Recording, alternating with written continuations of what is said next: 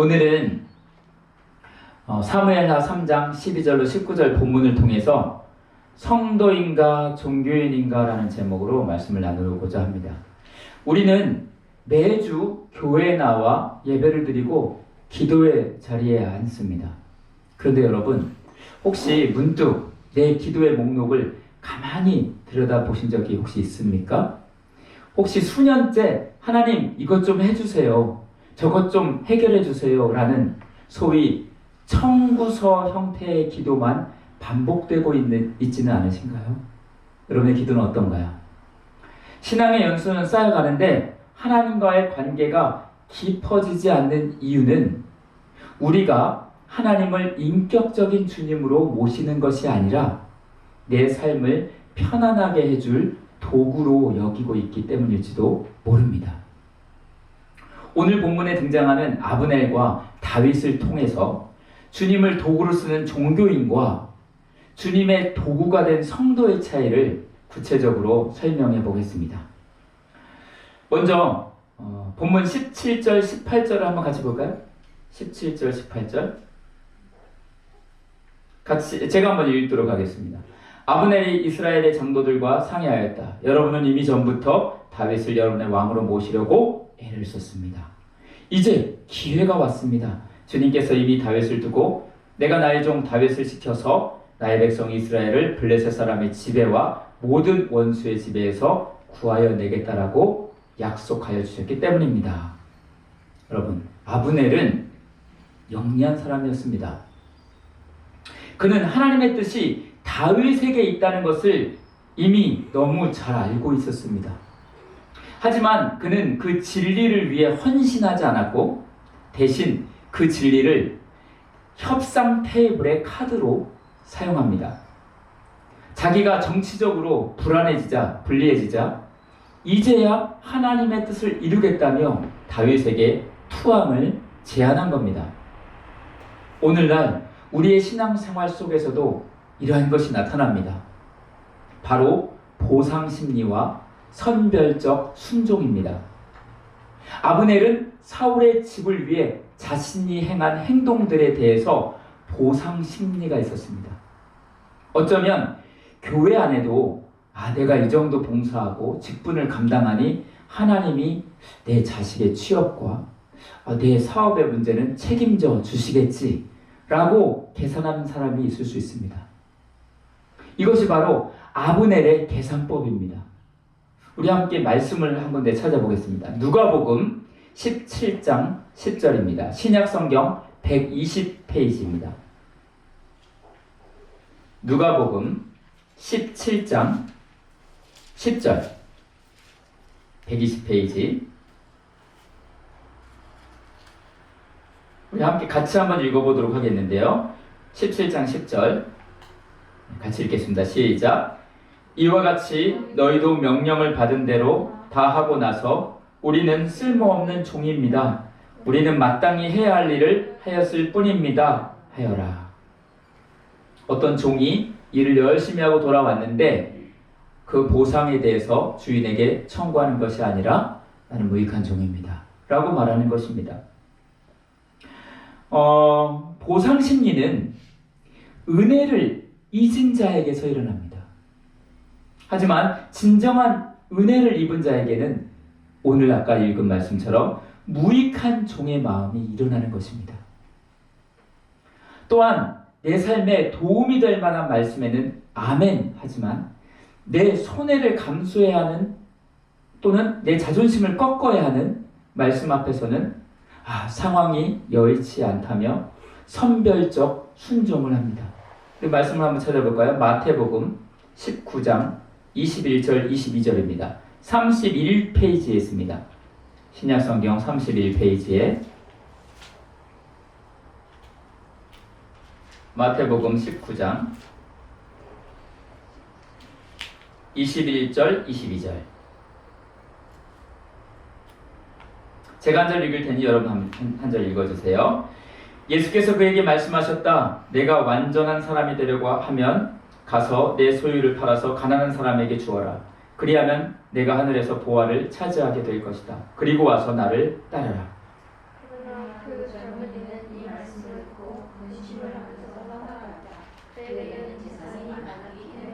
네.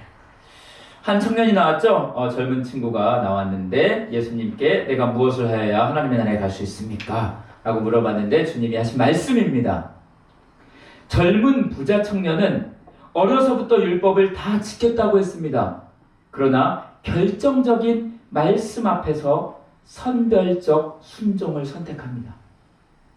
이는 하나님을 내 인생의 컨설턴트 정도로 생각하고 최종 결정권은 여전히 내가 쥐고 있는 모습을 잘 투영하고 있습니다. 하나님을 이용하려는 신앙은 당장에는 유익해 보일지 몰라도 결국 우리를 영적 공허함과 파멸로 몰아갑니다. 이러한 아브넬의 계산적인 제안에 다윗은 한 가지 단호한 조건을 겁니다. 바로 사울의 딸이자 자신의 첫 아내였던 미갈을 다시 데려오라는 것이었습니다. 여기서 우리는 마음 아픈 장면을 목격하게 됩니다.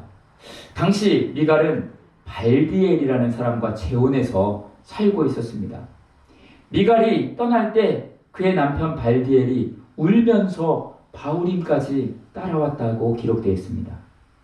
이 장면만 보면 다윗이 자신의 정치적 욕심을 채우려고 멀쩡한 한 가정을 비정하게 깨뜨리는 것처럼 오해하기 쉽습니다. 그러나 이 비극의 진짜 씨앗은 누가 뿌렸습니까? 바로 사울 왕입니다.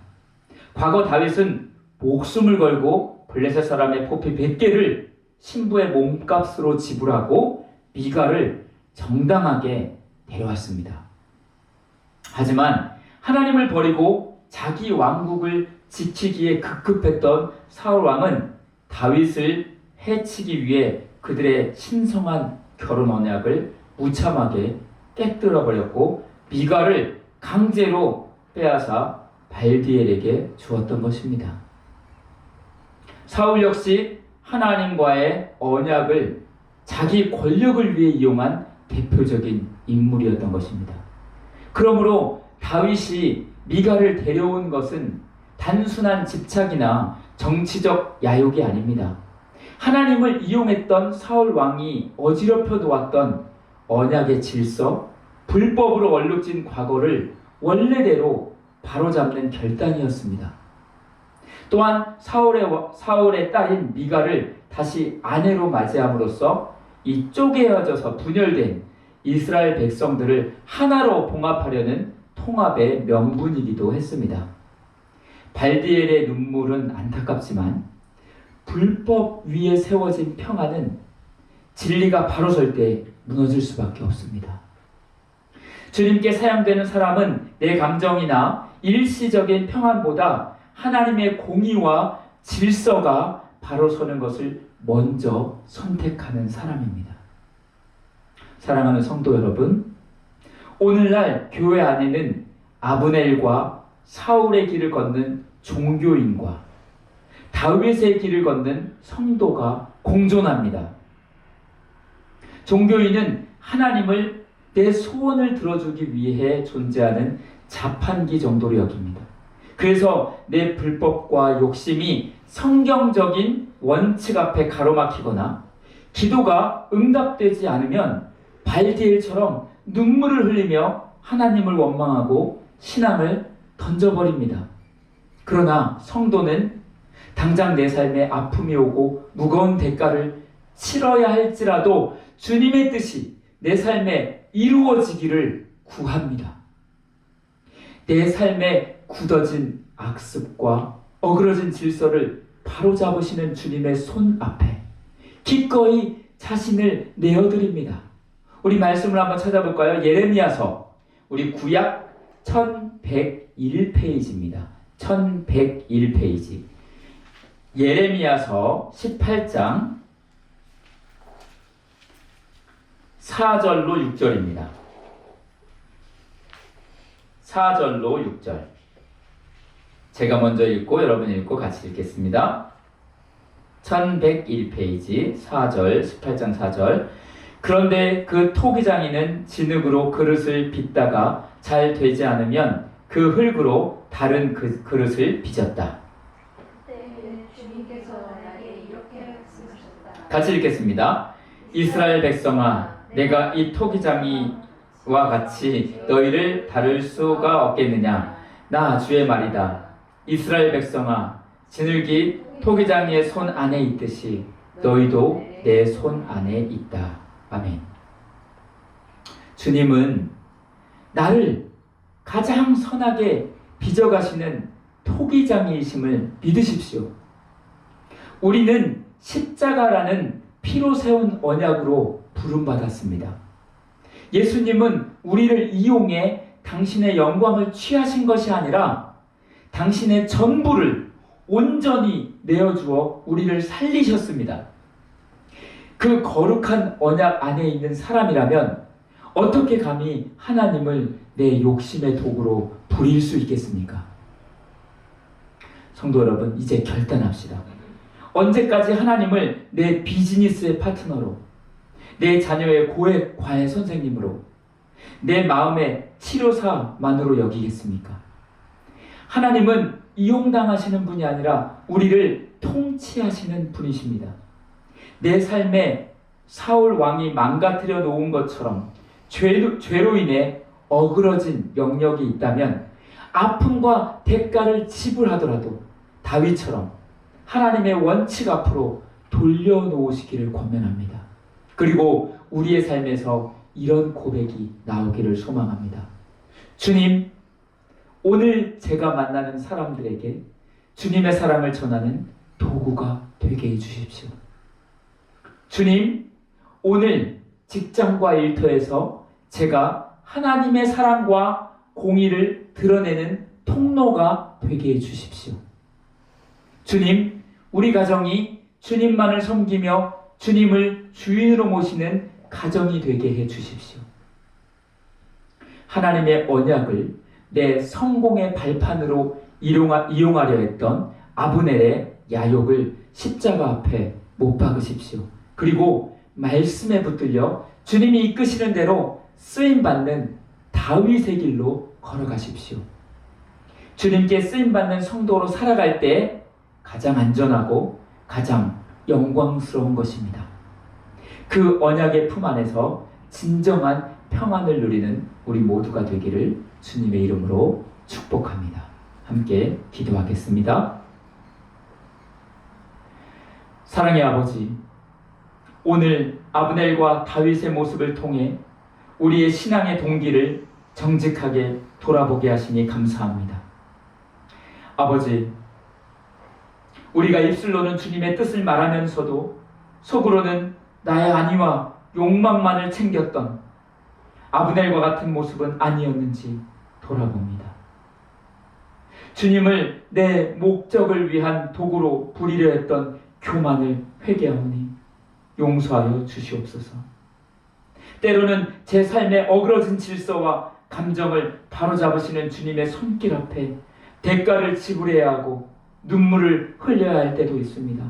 그러나 잘못된 평안을 깨뜨리시고 진정한 언약의 자리로 우리를 이끄시는 주님의 선하심을 신뢰하게 하옵소서. 우리 성도들이 가정에서, 일터에서, 교회 공동체 안에서 하나님을 이용하는 자가 아니라 하나님께 온전히 쓰임받는 거룩한 도구가 되게 하여 주옵소서. 우리를 끝까지 포기하지 않고 빚어가시는 예수 그리스도의 이름으로 기도합니다. 아멘.